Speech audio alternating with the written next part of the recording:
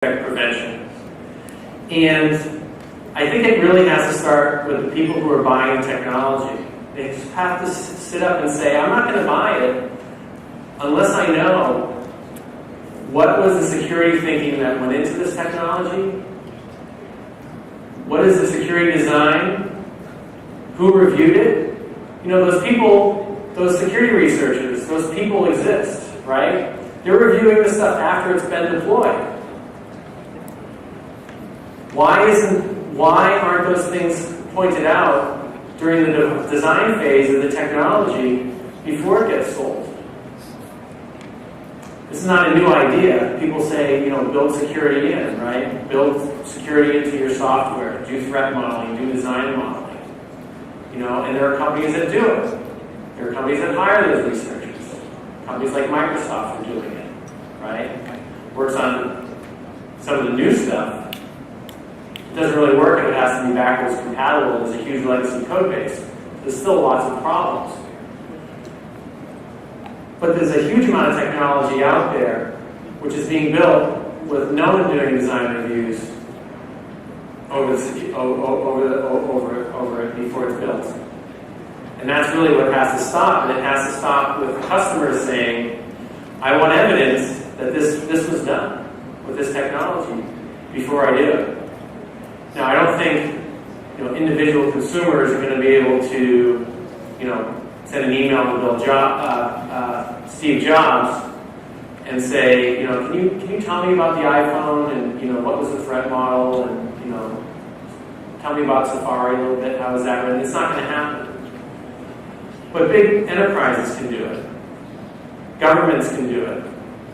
You know, there are companies that are bigger, maybe not bigger than Apple, but there are certainly companies that are bigger than, you know, an Adobe or a McAfee. So I think builders are going to have to start to demonstrate what they've done to secure their systems. We're just going to get, or we're just stuck in this rut, right? The stuff getting deployed, and then the researchers take a crack at it. But I still don't think that's the only solution. You know, we're not going to ship things that are defect-free with absolutely perfect designs. That's not going to happen. We can do a lot better, but it's not going to be perfect. So there's always going to have to be some reaction. But I think that needs to be built into the system, and it needs to be thought of in the building of the system. So we're starting to see this with, you know, things like auto updates with certain kinds of software. But there's still a huge amount of hardware, operating systems, servers, software, client software that really has no notion of this reactive model. So I think the rapid defect remediation, needs to be built into any new systems coming. And I think this is where the cloud has its most potential. There's obviously a lot of security risks to the cloud also. But one of the huge benefits of the cloud is this idea that you can learn about a defect and fix it for everyone all at once. You know, when Google finds out about a Gmail vulnerability, you know, they can even be monitoring the behavior that's happening. They can monitor, see the attack, monitor for anomalous behavior, and fix it before anyone even knows about it. You know, that's pretty cool. You can't do that with your Wi-Fi access point. It's not going to happen. So I think that, you know, this is something that, as, you know, security architects and designers, we need to think about.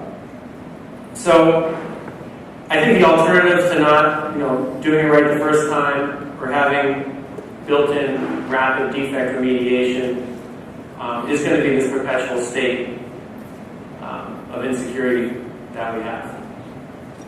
So that's my presentation. Any questions or comments?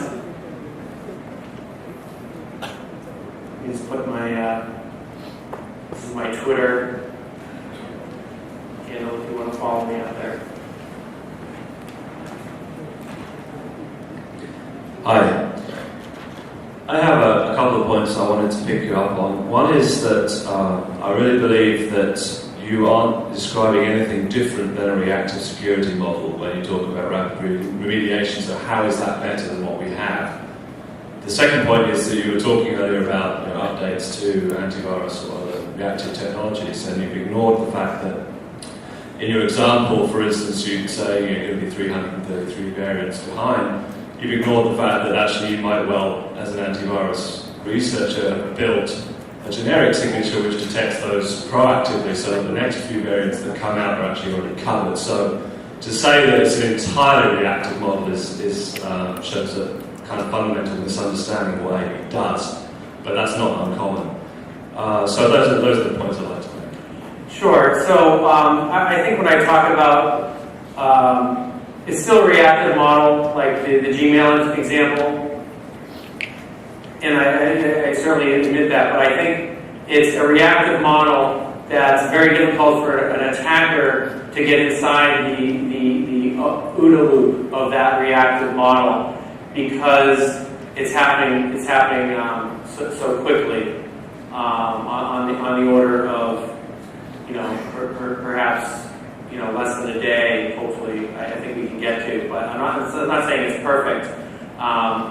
But reactive models that take years exist out there, and that's totally ridiculous. David Litchfield tweeted today that he hasn't touched Oracle server in 2 years, and they just credited him in a patch that came out yesterday.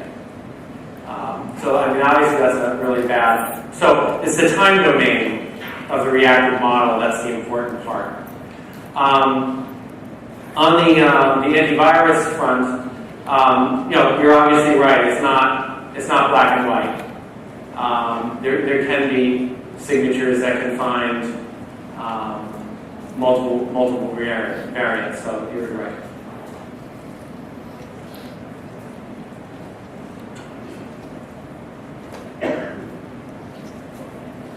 Any other questions? Nobody? Chris, I would like to thank you very much for your presentation.